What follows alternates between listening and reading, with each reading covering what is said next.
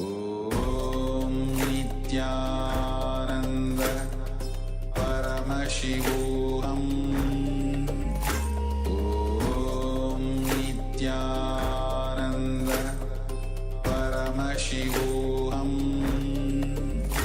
Om Nityananda Paramashivoham Om Nityananda Paramashivoham Om Nityananda Paramashivoham Om Nityananda.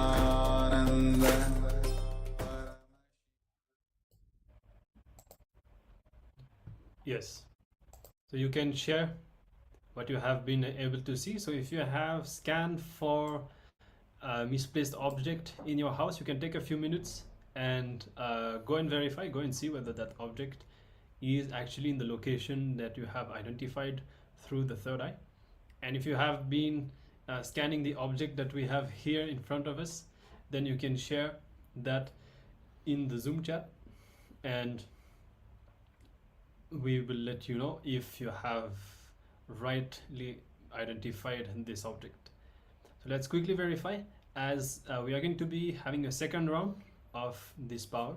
We have a few more minutes in this power manifestation session for a second round. So let's quickly verify and then get ready to start again for a second round.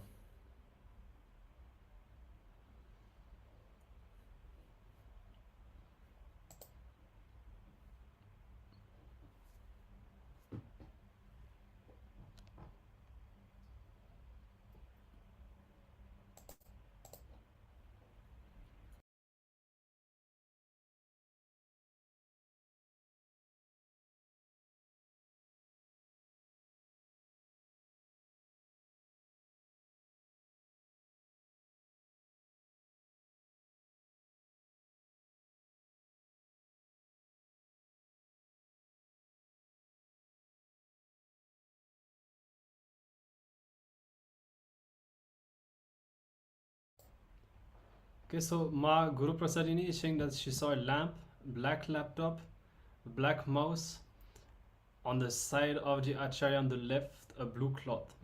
So we actually have everything that you have described around here, Ma. It's really great. We have a lamp, we have a black laptop just right here, and we have a black mouse. And we also have a blue cloth right behind us, where you see this virtual background is actually a blue cloth. So that's really great. Congratulations, you have seen literally every single thing that we have around here. So I don't know, there's nothing more than that you could actually describe here. So that's really great. You have successfully scanned everything that we have around here.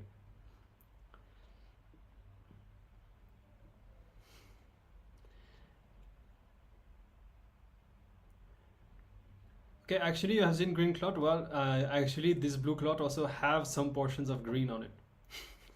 So you don't need to feel that actually you have seen something different. This it's a blue cloth actually that has some green stripes on both the sides. So you have still seen some of the color that is there on this cloth. And anyway, you have seen all the other items that we have. So that's really great. Congratulations, Ma. And for all the other participants, you can see that's a live example of how much we can manifest through the third eye. There's absolutely nothing that Swamiji will not show us when we experience this space. And actually, Ma, maybe you can also share, like, what is it that what is the powerful cognition that you hold, that because of which you were able to manifest. Maybe that will help the others also. All of us click with different things, so maybe you can share what is it that has made you successful for the others to also experience with that. Great. Okay, that's wonderful. And so now let's have a second round and let's see if we are able to see even more things. So for you, Ma, we'll be changing the object, we'll be keeping something else, so that we'll see if you're able to scan once more.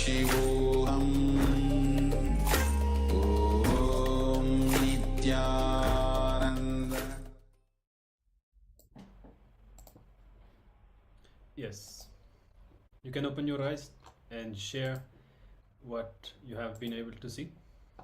Again, so if you are scanning for a partner, sorry, if you are identifying an object, a misplaced object in your own house, then you can verify, you can go to that location and see if that object is there. And if you have scanned for what we are keeping over here in front of us, then you can post that in the Zoom chat and let us see if we have been successful again in this round.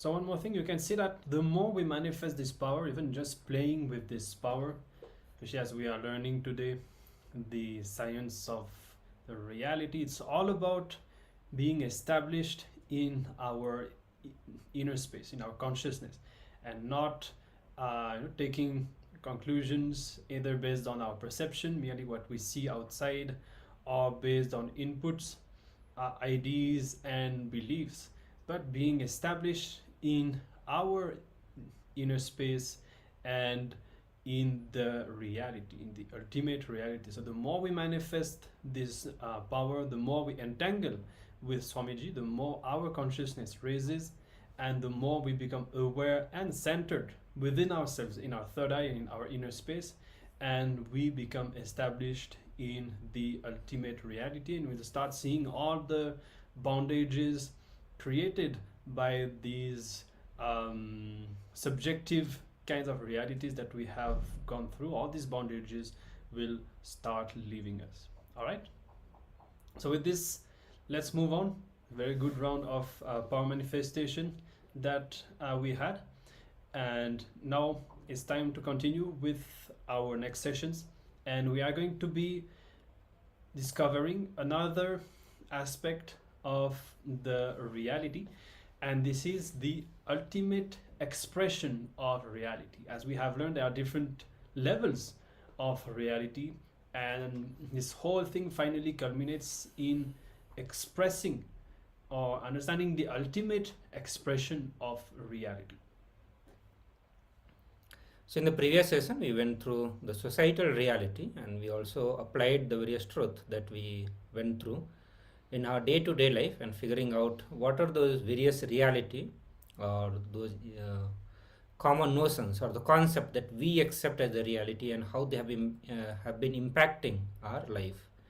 So when we truly, acid was the various notions and the belief that we have on the various levels of reality or the types of reality that Swami has been talking, we'll see that many of those delusions will start disappearing from life.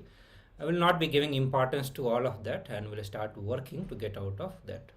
And ultimately, when you start working to get out of the various other forms or the lower reality or the comparative reality that we are caught in, we will start moving towards the ultimate expression of reality. And in this session, we are going to be learning about more detail on what exactly is the ultimate expression of reality, by looking into what is not the ultimate reality. So Swami says that most of the reality that we experience and live in our day-to-day life is created by agreements and remains, and it remains as a reality as long as that agreement exists. So when we look into our life, if we did the previous intra exercises, we'll see that the many of those reality were existing because we are the one who holding on those belief.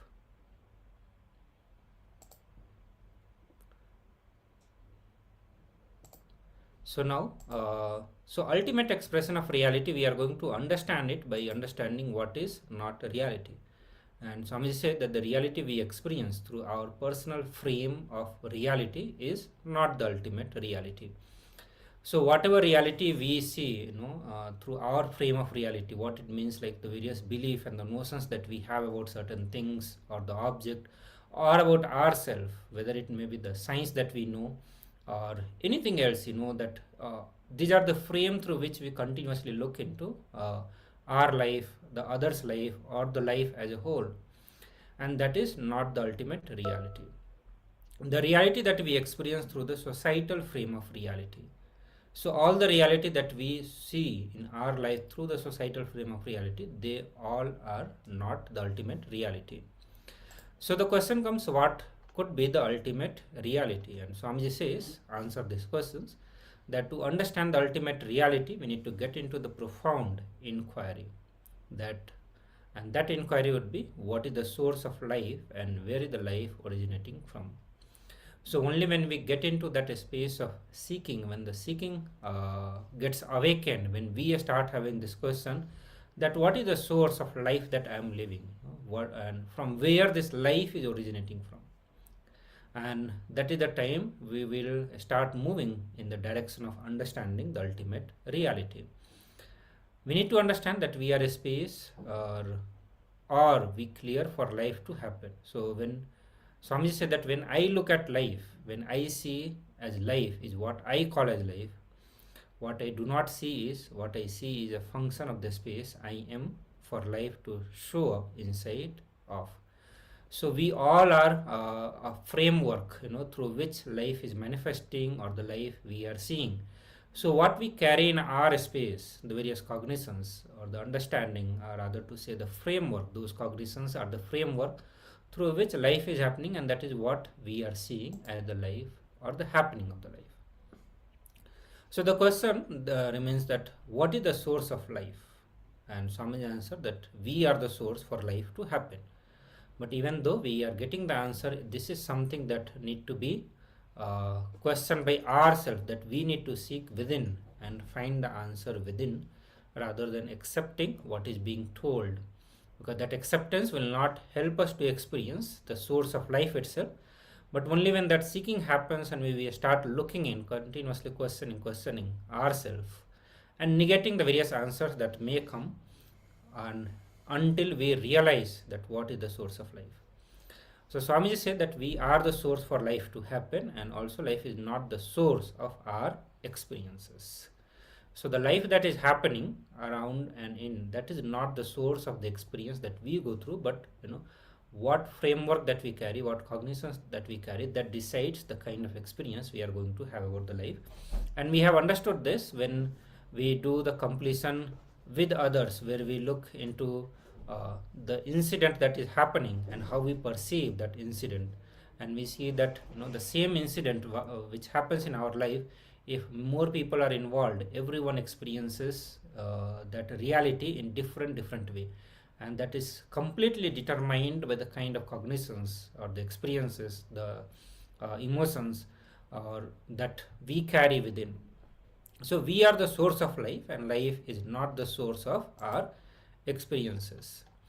So now if we are the source for all the life to happen, then we are the source of all the reality in our life to happen also. So when life itself is happening and we are the one who is deciding, then the reality that is happening in our life, that also we are the source for all that to happen. And we realizing that we are the source of all and any reality of our life, that is the ultimate reality we can experience. So Swamiji is not talking about the ultimate reality, that we can suddenly start thinking about that I am the space, I am the infinite, I am all pervading. So those kind of a space, the moment we see that ultimate reality, we may be thinking about all of that I am Paramashiva. But here what Swamiji is defining, that we realizing that we are the source of all and any reality of our life, and once we are able to realize that, that is the ultimate reality. And that cannot happen till we transcend our mind. The ultimate reality, that we create our own reality and sharing it with others and creating an agreement for it with the people around us, remains as the reality for all of us.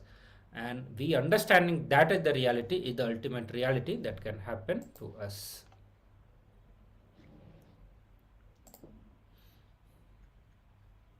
So the most empowering context that you can have with the reality is number one, that you can create your reality, or in fact that you are creating already your reality. And in fact, because you are creating your reality right now, either the good or the bad, all of it is created by you, and this is a process that you are doing right now, either consciously or not. Then number two, you enrolling others into this created reality and creating an agreement for this to be recognized as reality. So what does that mean? That you decide how your reality should be, that's first, and then you also enroll other people, and you make sure that the relationship, the contact that you have with other people only strengthens the reality that you have created and that you want to sustain. Okay, that is number two.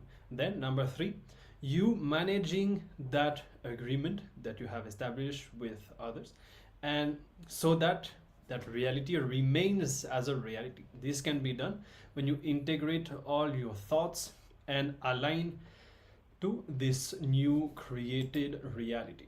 So a three-step process: deciding the reality that we want, and making sure that all the relationships, the interactions that we have with others also strengthens this reality that we want, and then finally sustaining it and micromanaging all the thoughts that we have, and seeing now that what I want is taking place in my life, aligning all your dimensions to make sure that this is only going to grow more and more. So this is the most empowering context that we can have with relation to a reality, because one thing that we understood by now, not only we do not know what the reality is, and whatever we know as reality is in fact not reality.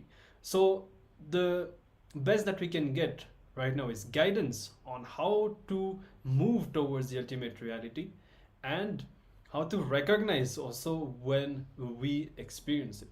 Okay, so now inventing your own reality, creating your own agreement, and creating a listening for it in the other person's my world. So what the other person feels as their own my world, their experience of the reality. When we are able to reproduce our created reality, the reality that we want, when we are able to reproduce that inside the other person's inner space, that is the ultimate expression of reality, and the ultimate expression of being human itself, when we are able to create our reality and transmit that reality created also in the other person's inner space. So it's more than just factual and having the other person to kind of align to what we want, but making sure that in their inner space also we have impacted their inner space as we want. Because if you remember what all we have learned so far, we exist through other people also, and the moment their my world, their experience of reality changes, then their image about us also will change, which is one of the 4 dimensions of our identity. Okay, so now the ultimate expression of you being human is Aham Brahmasmi, you being the creator of your reality. So we are learning this in a very practical way right now. All of us heard about creating our reality and all that. Now we are learning the very practical step-by-step process, and that can be done when you transform the consciousness of people around you purely by the way you exist. So we are not impacted by all the societal beliefs and all the ideas and all the influences by other people, but we are established in how we want to live, and we impact the consciousness of others by holding on to that space, and as we learned before, creating agreements with people. Number 2, your existence expresses itself by your thoughts, words, and deeds. So this is when, as we said, we align everything inside us to only direct us towards the creation of our desired reality. Okay, that is number 2. And then number 3, the highest expression of your thoughts and words is when you perform deeds and actions that are continuously expanding you. And these are the deeds that are basically of a contributing nature, contributing to the evolution of your consciousness and of the consciousness of people around you. So when you start seeing this happening, that more and more of your actions are only improving life, improving your life, improving the life of others, then this is when we know that we have successfully transformed. We are creating our reality, and it is that transformation is happening. We start seeing that all the bondages and the deeds that are not aligned, that are not contributing, that are more life negative, or the patterns are removed one by one. All right. So here we have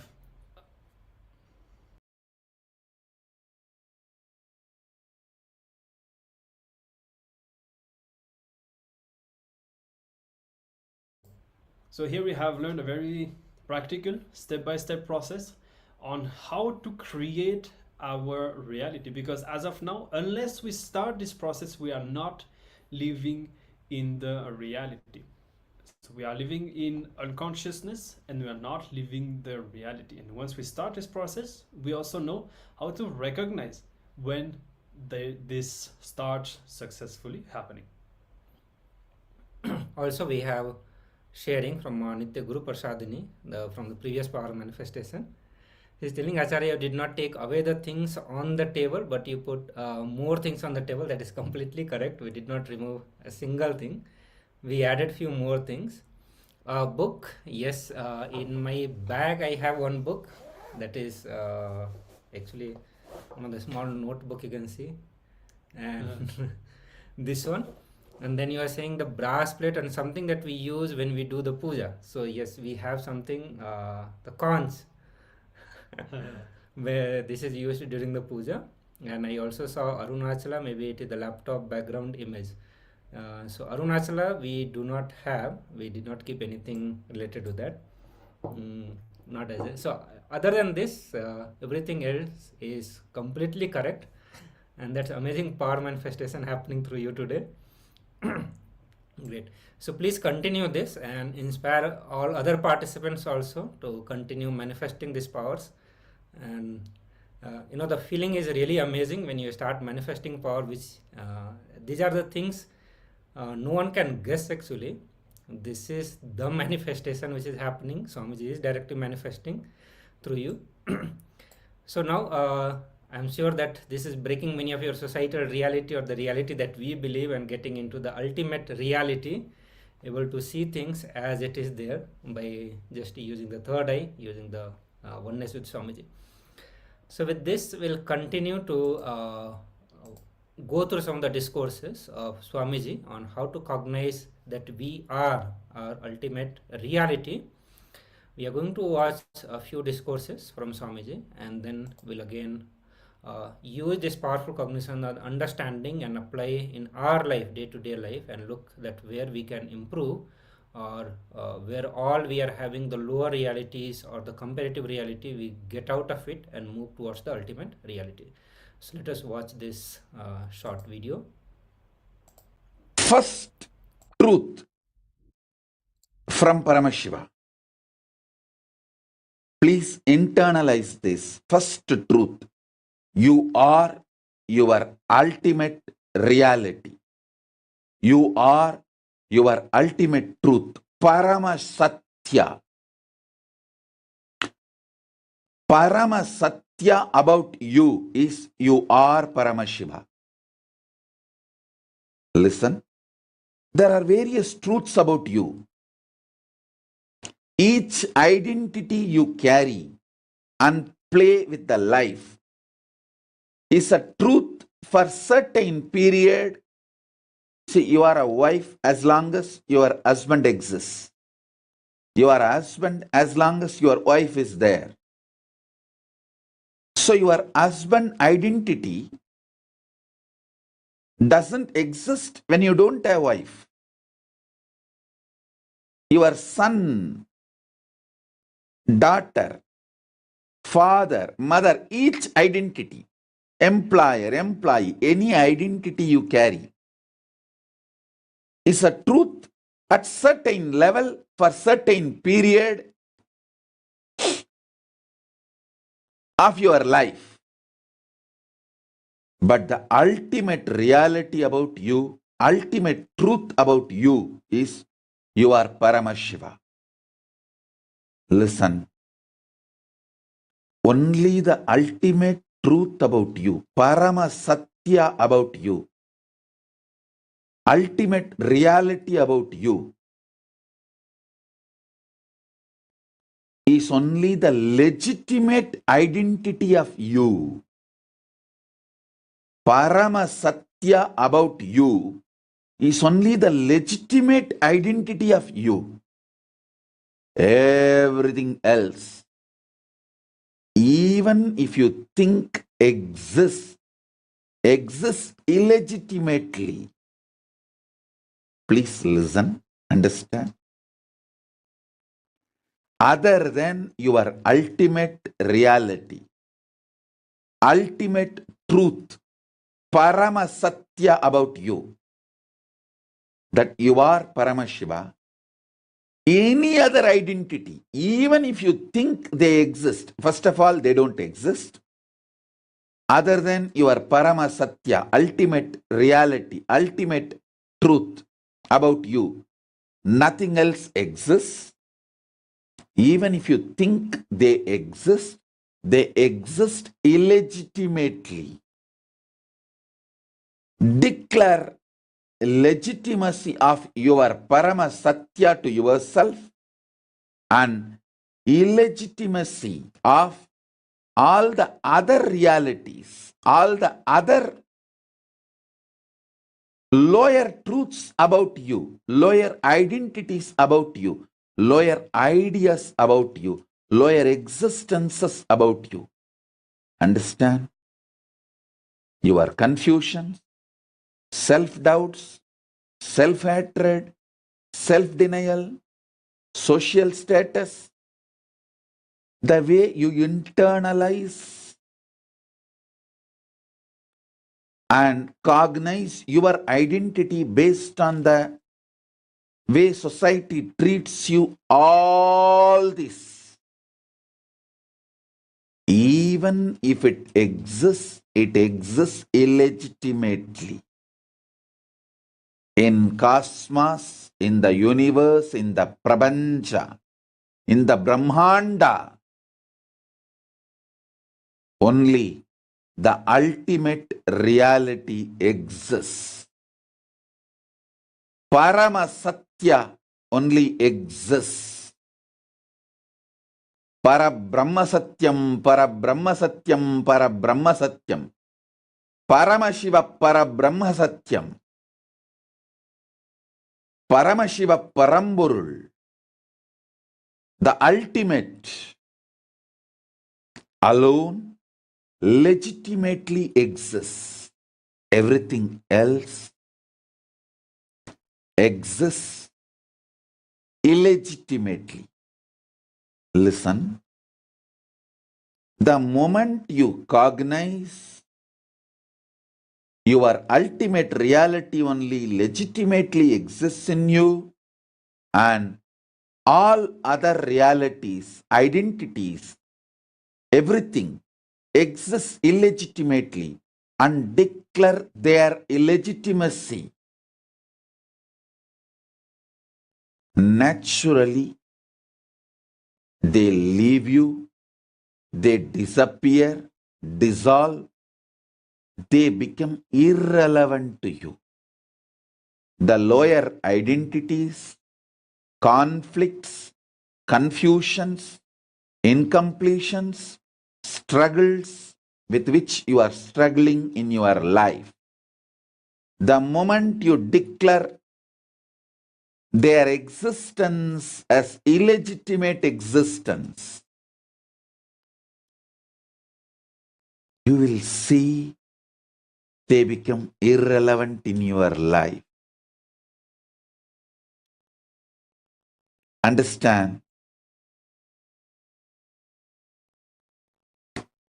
Even when the self and the world, Jiva and Jagat manifest, Ishvara, God, Parabrahma, does not get bound by it.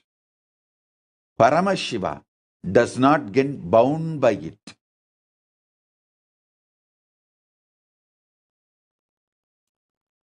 பசுவாகவும் பாசமாகவும் திரிந்திருக்கும் காலத்திலும் கூட பதி தன் ஸ்வயத்தையும் சுதந்திரத்தையும் இருப்பையும் இழப்பதும் இல்லை, மறப்பதும் இல்லை.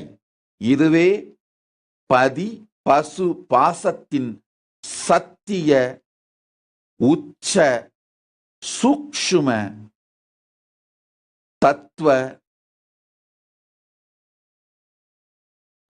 பரமசத்தியம்.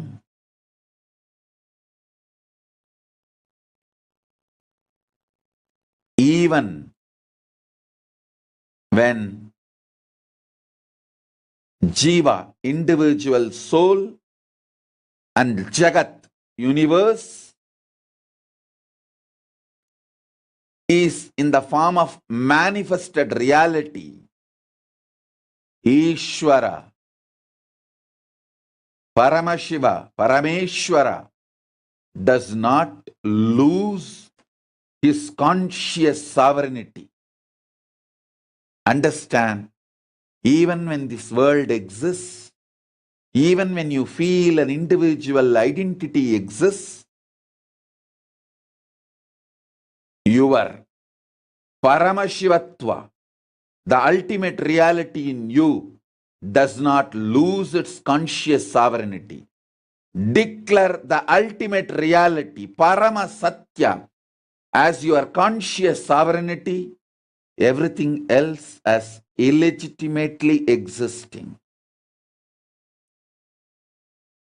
This one truth, internalize, internalize, internalize.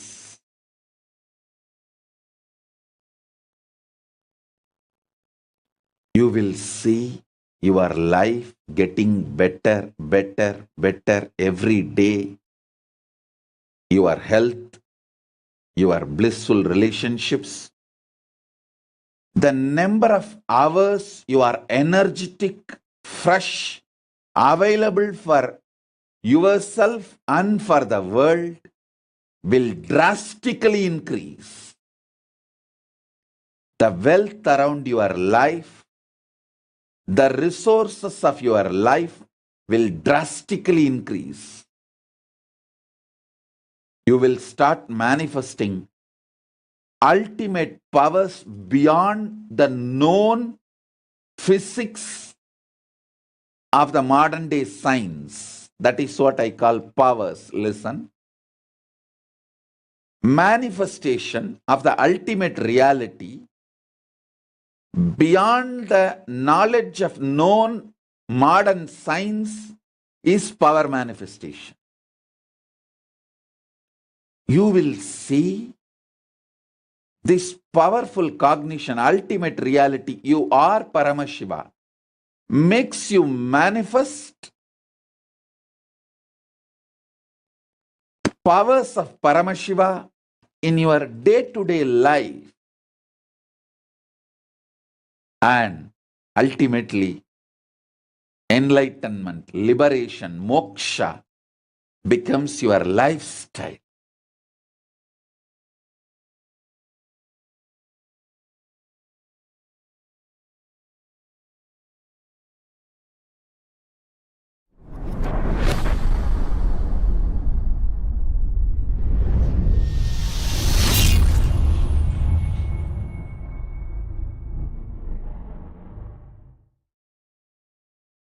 As I said, when your taste matures, you grasp the ultimate reality. then you will understand. You can't even say infinity is equivalent to infinity, because the moment you say infinity is equivalent to infinity, you are trying to develop binary logic for multidimensional reality. You can't develop a binary logic formula for multidimensional reality. Multidimensional reality can only be enjoyed, cannot be mathematized.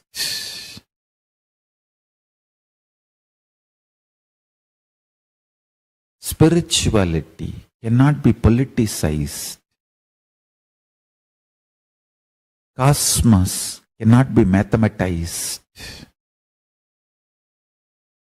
Sacred cannot be scienticized. The rare cannot be rationalized. Integrity is a conscious maturity. Authenticity is the maturity of your kundalini, your bioenergy.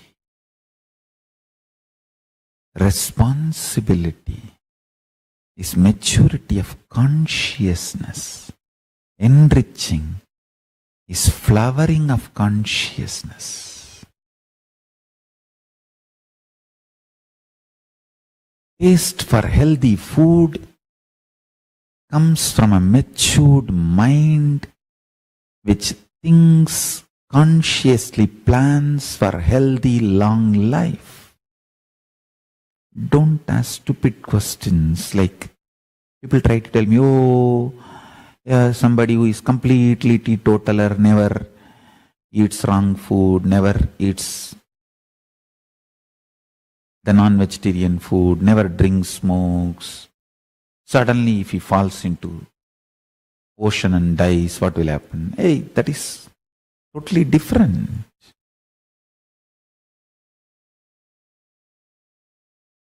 Exemptions are not rules.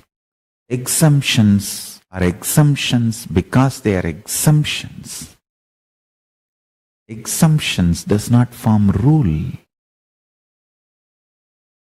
Don't try to bring exemption as the logic to break the rule.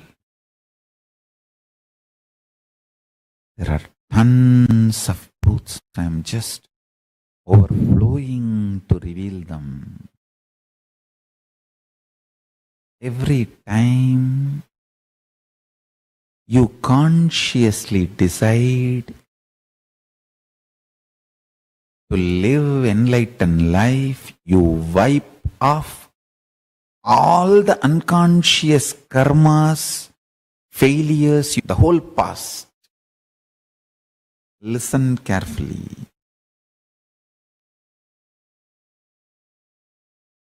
When Karna does dana, he gives whatever is there.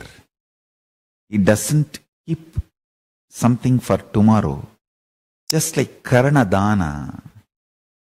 Understand? When Karna does dana, he gives away everything.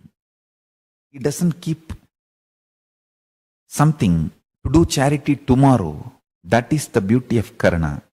Karna doesn't think, oh, let me keep something so that tomorrow I can continue to do charity. No. What is, finish it.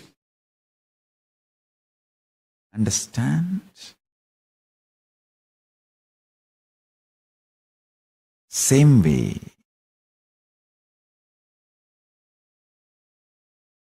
if you declare consciously within you, let me live enlightened life from this moment.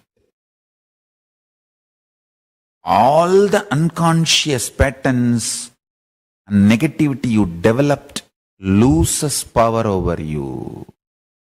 Understand?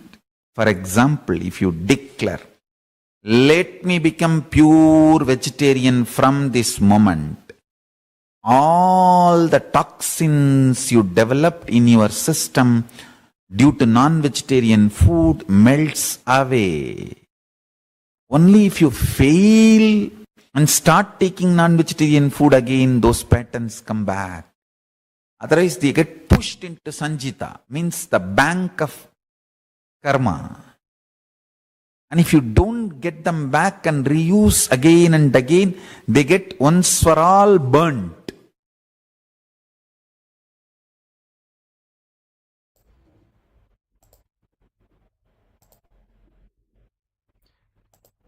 Yes.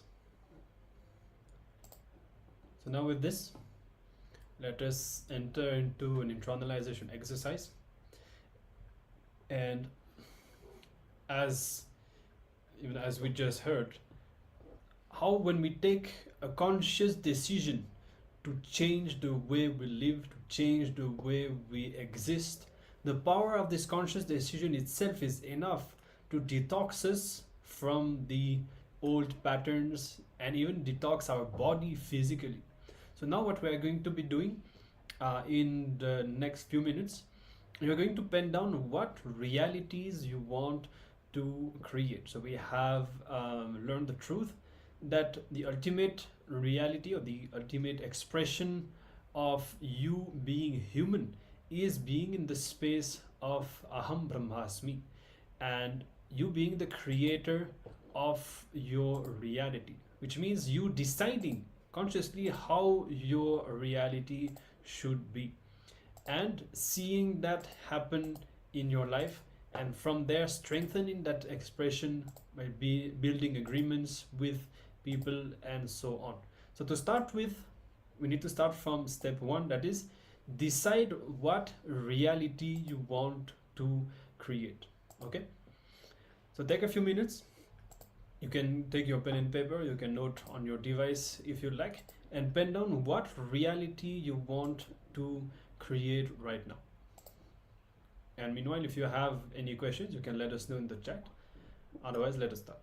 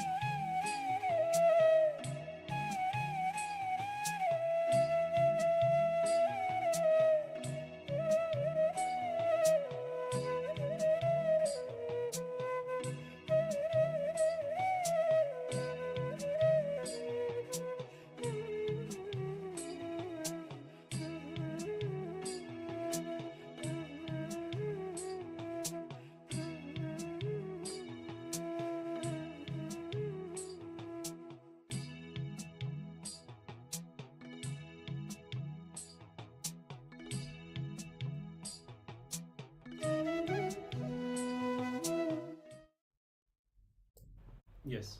We'll be having a few more minutes. You can continue to write down. Just keep in mind, maybe when we do these exercises, pinning down literally whatever reality we want. Two things can happen. Sometimes we can go into the fantasy of manifesting, without limits or something, and on the other side, we can also restrict ourselves, still having self-doubt whether I can actually manifest that or not.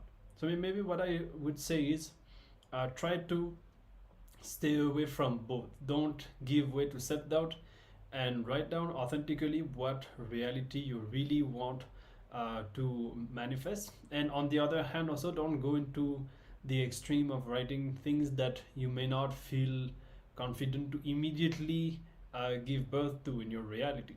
So try to stay grounded and practical, but at the same time without restricting yourself, because just the power of your intention alone will start creating this reality. You will start seeing that your thoughts align, and that you start also perceiving things in line with this intention that you have created. So it all starts from here, by deciding what reality we want to manifest, and then from there everything starts aligning when we hold on to this space and this intention that we have created. All right, so we have a few more minutes. You can continue to write down, and then we'll move on into the power manifestation.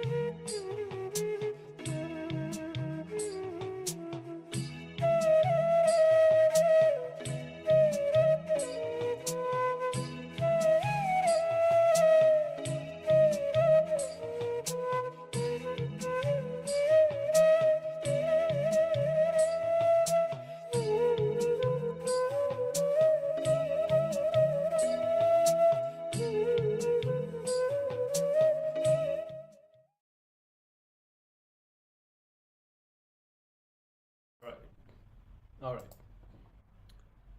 So we come to the end of this exercise, and if there is anything that you wish to share, you can do so, and otherwise we will be moving on and continuing with our next session. So participants also shared their declaration of wanting to be food free and how the body should align. Yes, great. So then you can remember the different steps that we have given, and an important thing that you can do to strengthen that and to make it into reality is to build the agreement with others. See, many times we learn how we should decide how we want to live, and we should align ourselves to doing that, and that is part of it, of course. But here what we have learned is that creating the agreement within others is also very important, because the image that other people have about us is also a part of us. So here, if you really want to make your declaration into reality, actually this is something that Swamiji has shared multiple times, the best thing you can do is to start declaring to others and start even enriching others, sharing the context about what you have written, for example, being food free, how it is possible, why you want to do this, reproducing this understanding and this intention that you have created now into other people. This is really the key, so that you will start seeing all the dimensions of your life aligning for this intention to become reality. All right, great. So thank you for sharing, Ma.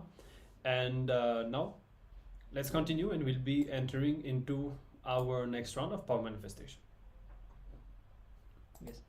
So in the next this round of power manifestation, we are going to be scanning for misplaced object in your relative or your friend's house. So if possible, you can call your friend or family or you can call even the participants who are there. You can pair up with them and scan for the misplaced item.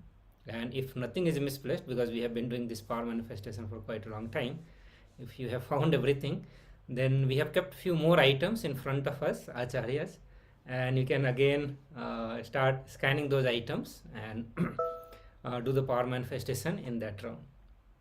So request all of you to again get into the space of power manifestation. Sit straight, close your eyes, and connect to the Swamiji through your third eye by chanting Mahavakya. We have few items in front of us which we would like you to scan. And for some of the people, you can also call your friends or family and you can scan for them. If they have missed any of the items, you can enrich them by doing this power manifestation. Especially when you are already manifesting it, it's going to be a direct enriching experience for them. So let's start this round of power manifestation. We'll have few rounds of this power manifestation. So let's start now. Paramashivoham Om Nityananda Paramashivoham Om Nityananda Paramashivoham Om Nityananda Paramashivoham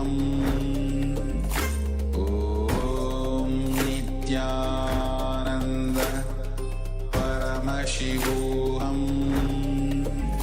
Om Nityananda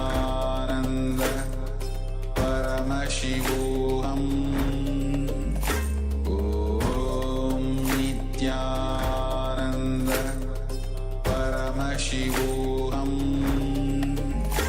Om Nityananda Paramashivoham Nityananda Paramashivoham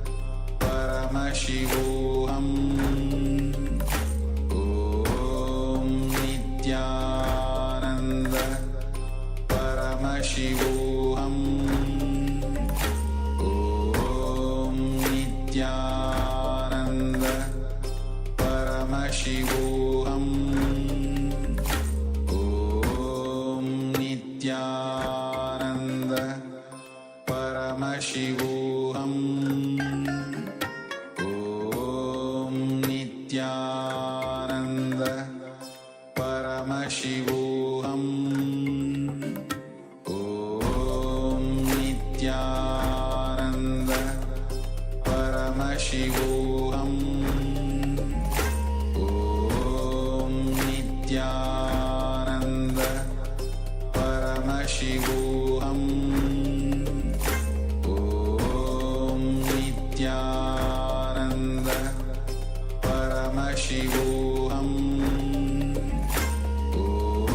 Om Nityananda Paramashivoham Om Nityananda Paramashivoham Om Nityananda Paramashivoham Om Nityananda Paramashivoham Om Nitya. Yes. So you can open your eyes and share what the third eye has shown you. If you're scanning with for someone, some misplaced object, you can verify with them and ask them to go and verify in that location if the item that you have identified is there. And if you have scanned for what we are keeping here in front of us, we had new items here. You can share in the Zoom and let us know what you have seen, and we will tell you and we will verify if that has been successful.